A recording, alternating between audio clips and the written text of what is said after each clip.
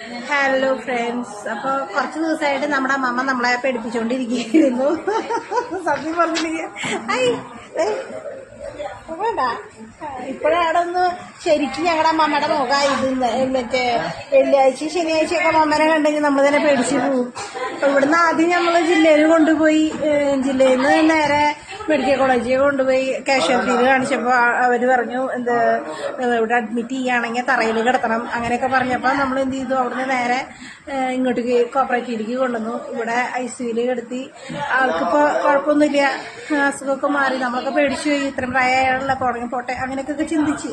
പക്ഷേ ഹോസ്പിറ്റലുകാർ അങ്ങനെ ചിന്തിച്ചിരിക്കണം, അല്ലെങ്കിൽ ഇത്രയ്ക്ക് അധികം ഈ കാണുന്ന രൂപമല്ലായിരുന്നു എൻ്റെ അമ്മമ്മയുടെ രൂപം.